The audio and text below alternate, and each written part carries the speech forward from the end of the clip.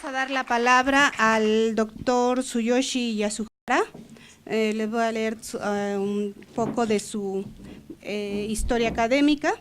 Él es doctor en Economía por la Universidad Nacional Autónoma de México y actualmente es profesor titular de la Universidad de Nassan, Japón. Su actividad profesional se centra en temas del desarrollo económico de América Latina desde un punto de vista de la teoría poskeynesiana. Ha publicado diversos artículos y capítulos en libro, entre ellos solamente tenemos aquí dos que ha sido en el libro de Desarrollo y Transformación, Opciones para América Latina, y el de Quiebras Financieras y Experiencias Paradigmáticas.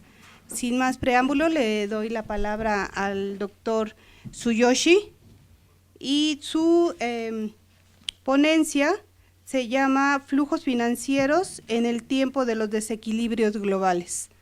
Le damos la palabra al doctor Tsuyoshi. Muchas gracias. Ante todo, sí quiero agradecer mucho por la invitación del Instituto de Investigaciones Económicas. Y ya voy a empezar, pero ¿en dónde? ¿Se puede? Sí. A ver, Sí. si quieres, Gracias. Sí, mi tema es, ¿cómo se llama? Los flujos financieros en el tiempo de desequilibrios globales. Sí, todo el mundo ya sabemos que desequilibrios globales es otra cara de una moneda de crisis financiera o auge de los créditos hipotecarios en Estados Unidos. Y si desequilibrios globales mencionan no solamente al déficit comercial de Estados Unidos, sino también caída de productivos industriales allí, o los auge de los precios de productos primarios, y además sí, acumulación de reservas internacionales en China o India, en las economías emergentes también.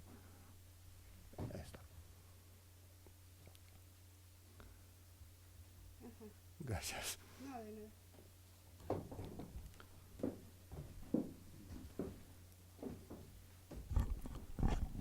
Entonces, sí, para investigar la crisis financiera es bastante importante analizar los desequilibrios globales, global imbalances. Y sí, sobre este desequilibrios, varias investigaciones de la teoría de economía neoclásica dicen boom de créditos hipotecarios, aquí no sale. Boom de créditos hipotecarios corresponde a los flujos financieros a Estados Unidos, y este boom de créditos refleja la inversión excesiva allí en Estados Unidos. Y esta inversión excesiva o inversión que excede al ahorro doméstico de Estados Unidos se financiaba por ahorro mundial excesivo. Y este ahorro mundial excesivo se llama Global Saving Glut, corresponde al aumento de los de stock de pasivos netos en el exterior de Estados Unidos.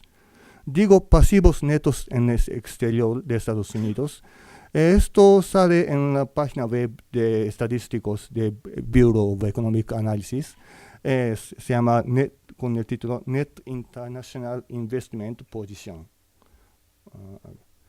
Porque sí, balanza de pagos registra los estadísticos anuales cada. Y en contrario, este Net International Investment Position registra el stock acumulado históricamente de los activos y pasivos de Estados Unidos en otros países. Entonces, según la teoría neoclásica, déficit en cuenta corriente corresponde al superávit en cuenta de capital. Y este superávit en cuenta de capital corresponde al aumento anual de este stock de pasivos netos en el exterior.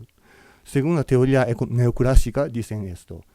Y si no pasa esto o no es equivalente, si superávit en cuenta de capital no es equivalente al aumento anual de pasivos netos en el exterior, es contradictoria con los planteamientos de la teoría neoclásica. Entonces, queremos ver qué es lo que está pasando. Siguiente. Esto es déficit en cuenta corriente y superávit en cuenta de capital financiero de Estados Unidos en porcentaje del PIB.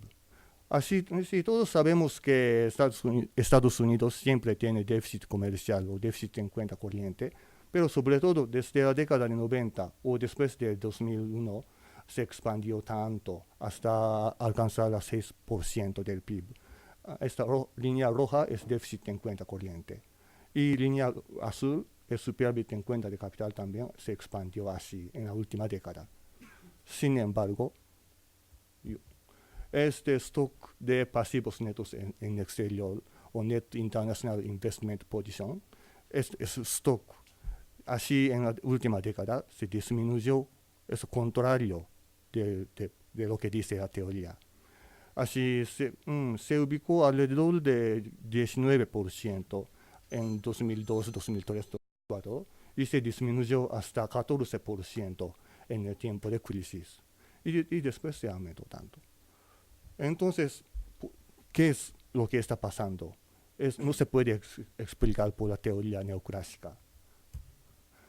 Y sí, lo que tenemos que pensar es déficit en cuenta corriente de Estados Unidos se financia por los flujos financieros que no refleja el aumento de stock de los pasivos en el exterior. Entonces, esto, ¿cómo se define? Es nada más una palabra, pero esta es la suma de pasivos netos en el exterior y superávit o déficit en cuenta corriente. Se puede definir como las ganancias de capital. En inglés se llama capital gain. Es lo que dice esto. Es lo que dice estos autores. ¿Cómo se pronuncia? Gourinchas y Rey. Sí, en el artículo de estos autores dice esto. Y sí, eso es bastante importante. Y este capital gain o las ganancias de capital, ¿de dónde viene o de dónde proviene? Esto ellos dicen se proviene de las reevaluaciones del saldo de los activos por la variación de los precios de los bienes o variación de los índices bursátiles. Y además, por supuesto, que por la variación de los tipos de cambio, con dólares y euros o yenes. Y sí, lo más importante es este capital gain, las ganancias de capital, debe distinguirse por... no es igual de la capitalización de inversiones o retornos de inversiones que se registra en el balance de renta, porque estas ganancias de capital se registran en el estadístico de cuenta de capital financiero. Y eso voy a explicar por qué después, ¿no? Y estas ganancias de capital por anual a veces aumentan muchísimo. En el año 2005 alcanzó a 1.1 billones de dólares, pero en el crisis en 2008 Estados Unidos perdió 910.000. Así la línea rosa es balanza de renta y azul es ganancias de capital. Y antes de crisis aumentó tanto. Pero por crisis todo se escapó o Estados Unidos perdió todo. Así es, ganancias de capital a veces se financia los déficits de cuenta corriente, pero es muy inestable y este mecanismo es muy frágil. Eso tenemos que saber. Y entonces ya voy a explicar cómo se genera el mecanismo, cómo se generan las ganancias de capital. Tenemos que ver, Estados Unidos tiene activos y pasivos en el exterior en la composición muy asimetría. Los activos exteriores, en los activos, las inversiones extranjeras directas ocupan 22% y títulos y acciones privadas ocupan 34%. En cambio, en los pasivos en el exterior, o los bonos estatales y créditos bancarios ocupan más del 70%. Así podemos ver la composición es muy asimetría. Los activos de alto riesgo y alto rendimiento, además en otras monedas, en euro, yen y otros. Y los pasivos se componen por las cosas de bajo riesgo. Y por supuesto que todos en dólares. Así, este mecanismo, nuestro compañero, nuestro profesor Jan Kregel lo llama una fragilidad de la balanza de pagos de Estados Unidos. Gracias a esta asimetría de la composición, Estados Unidos puede aceptar un flujo de ganancias de capital. Y sobre todo, lo más importante, lo que dicen Goldin, Charles y Ray en su artículo, es que las operaciones financieras por las inversiones extranjeras directas ahora genera la mayoría parte de las ganancias de capital. Las operaciones financieras de inversiones extranjeras directas, ¿eso qué quiere decir? Eso, la mayoría parte de las inversiones extranjeras directas de hoy día se cumplen por las adquisiciones y fusiones empresariales, sobre todo en América Latina. Ellos nada más compran y venden otras empresas en cada región. Entonces, por estas operaciones, suben los precios e índices bursátiles en América Latina, en China, en Japón, todo. Y así ellos ganan, aceptan utilidades. Y por eso se generan las ganancias de capital. Entonces, así es el mecanismo de financiar el déficit de cuenta corriente de Estados Unidos hoy día. Entonces, estos autores, Goldin, Charles y Ray, dicen, la economía de Estados Unidos ha cambiado su funcionamiento en la economía mundial. Antes funcionaba como banquero mundial, World Banker. Ellos siempre tienen déficit en cuenta corriente y ofrecen dólares a todo el mundo. Y la gente en otros países compraba los bonos estatales de Estados Unidos. Pero en la última década ha cambiado totalmente al capital empresarial de alto riesgo. Se llama World Venture Capital. Economía de Estados Unidos quiere buscar más utilidades, más ganancias en otros países. Entonces, así, ellos generan las ganancias de capital en otros países y por estas ganancias de capital ellos financian el déficit de cuenta corriente de ellos. Entonces, sí, tenemos que ver, Estados Unidos siempre tiene déficit de cuenta corriente, pero en la última década este mecanismo de financiar este déficit comercial o este déficit de cuenta corriente ha cambiado totalmente. Entonces ya vivimos en los distintos mecanismos de economía mundial.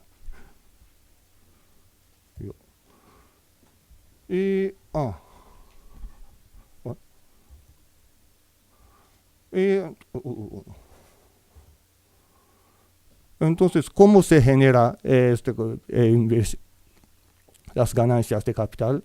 Según los estadísticos del Bureau of Economic Analysis, sale los componentes de variación de las inversiones extranjeras. Flujos financieros de inversión extranjera es azul. Y rojo es variación de precios y verde es fluctuaciones de tipo de cambio. Así podemos ver en la última década o después de 2000, una vez tipos de cambio causó a generar bastante las ganancias de capital, pero en 2004-2005 los precios, subida de los precios o índices bursátiles ha generado muchísimo las ganancias de capital. Entonces, siguiente queremos ver, entonces, por este mecanismo de desequilibrios, ¿qué es lo que está pasando en México? Esto es balanza de pagos de México. Antes, en la década de 90, había mecanismo de que el superávit de cuenta financiera, cuenta de capital, financia el déficit de cuenta corriente. Pero después, después de 2000 o 2001, déficit de cuenta corriente se ubica en el mismo por ciento, alrededor de aquí, 1% del PIB, pero el superávit de cuenta de capital o cuenta financiera ha disminuido así tan drásticamente. Y esta disminución de superávit de cuenta de capital se atribuye a disminución de inversión extranjera directa. Así, después de 2001, está disminuyendo tanto. En contrario, ahora superávit de balanza de transferencia ha aumentado tanto. Entonces, esta balanza de transferencia ahora financia el déficit comercial de México. Este balance de transferencia registra las remesas exteriores nada más. Y entonces, ya queremos investigar, queremos evaluar la hipótesis o lo que dice las Goblinchas y Rey, qué es lo que está pasando ahora en el mundo. Podemos ver los estadísticos de inversiones netas internacionales de Estados Unidos y además ingresos anuales producidos por inversión extranjera directa y reinversiones de utilidades producidas por inversión extranjera directa en el mundo y en cada zona también podemos ver. En el mundo, en la economía internacional, hasta en la década de 90 o hasta 2001, este porcentaje de ingreso anual producido por inversión extranjera directa dividido por los flujos de inversión neta, así localizaba casi 16%. Y después de 2002 ha bajado a 14%. Entonces, este estadístico sostiene lo que dice estos autores, Goblinchas y Rey, y las ganancias de capital ahora financian el déficit comercial de Estados Unidos. Entonces, inversiones extranjeras directas ahora no produce mucho los ingresos, sino ellos captan nada más utilidades. Pero dividiendo esta economía internacional a cada región, lo que está pasando es un poco o altamente diferente. En Europa podemos ver, azul es ingreso anual dividido por flujos de inversión y ha bajado un poquito después de 2001. Pero la reinversión de utilidad ha subido contrariamente. Entonces, las inversiones extranjeras de Estados Unidos en Europa no producen mucho ingreso, pero ellos captan bastante utilidad. Por esta utilidad podemos ver las ganancias de capital ya financia el déficit comercial de Estados Unidos. Pero en Asia incluye China, Japón, Taiwán, todo. Inversión extranjera directa de Estados Unidos en Asia, ahora subiendo el porcentaje de ingreso producido por inversión extranjera y nivel de reinversión de utilidad también.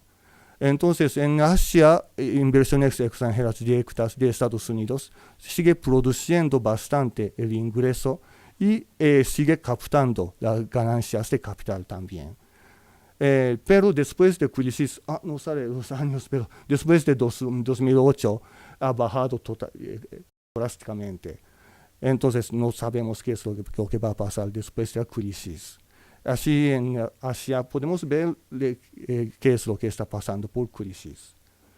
Entonces, por fin, en México, ¿cómo va? Así es, lamentablemente, inversión extranjera directa de Estados Unidos no produce mucho los ingresos, ni reinversión de utilidad, está bajando también. Y después de crisis ha bajado así tanto.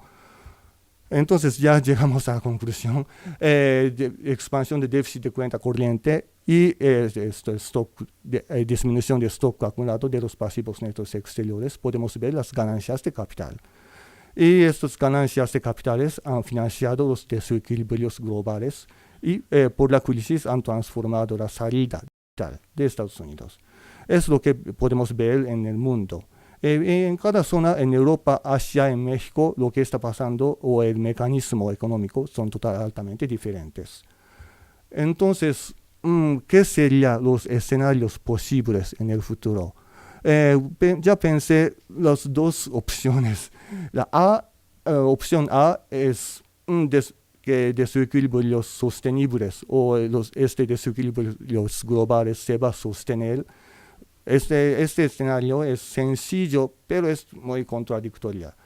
Por el crecimiento de China dirigido por las inversiones de Estados Unidos, esta economía china va a generar más ingresos y ganancias de capital. Y estos van a financiar el déficit comercial. Así, desequilibrios globales se va a sostener, pero no se va a resolver el problema de déficit comercial de Estados Unidos. Entonces, tal vez sería necesario cierta modificación devaluada de dólares contra otras monedas. Y además, en el futuro, en algún día, las monedas de China se van a internacionalizar poco a poco. Así, la economía mundial se va a sostener, pero el problema no se va a resolver. Así es la opción A. La opción B es que muchos lobbies de Estados Unidos ya requieren a Obama a resolver el déficit comercial de ellos. Y si el gobierno de Estados Unidos devalúa o requiere devaluar dólares contra euros, contra yenes o algo, así devaluación drástica de dólares, ¿qué va a pasar? Tal vez nadie va a creer dólares, entonces todo el mundo van a vender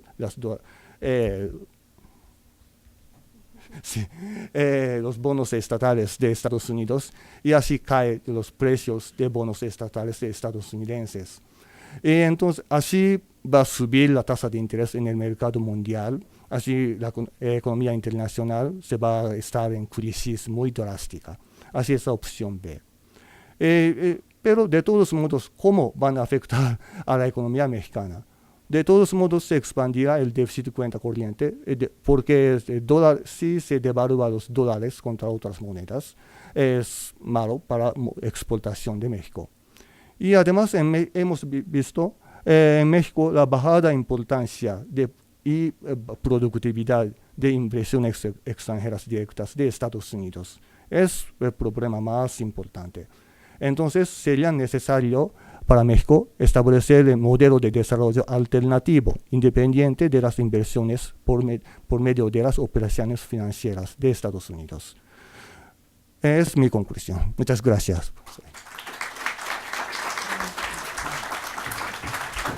Al doctor Tsuyoshi.